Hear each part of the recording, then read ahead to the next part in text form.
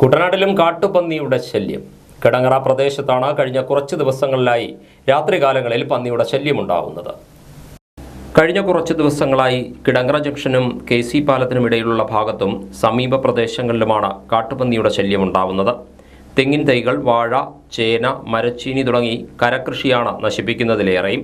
ഇരുചക്ര വാഹനയാത്രക്കാരും കാൽനടക്കാരും ഭയന്നാണ് ഈ വഴി യാത്ര ചെയ്യുന്നത്. വാഹനങ്ങളുടെ വെളിച്ചത്തിൽ വിരണ്ടോടുന്ന കാട്ടുപന്നിയുടെ ദൃശ്യങ്ങൾ യാത്രക്കാർ പകർത്തിയിട്ടുണ്ട്. വനമേഖലയിൽ നിന്നും വെള്ളത്തിലൂടെ ഒഴുകിയെത്തിയതാവാമെന്നാണ് കരുതുന്നത്.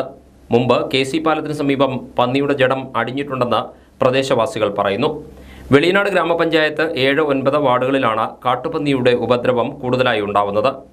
കുഞ്ഞച്ചൻ മേപ്രത്തുശ്ശേരി, പോളിച്ചൻ പുത്തമ്പറമ്പ്, ബെന്നിച്ചൻ വടകര, സേവ്യർ കൊച്ചുപുരയ്ക്കൽ, എബി വടകര, സുരേഷ് മുണ്ടുചിറ, തോമസ് കുട്ടി തുരുത്തുമാലിൽ എന്നീ കർഷകരുടെ കരകൃഷി നശിപ്പിച്ചിട്ടുണ്ട്.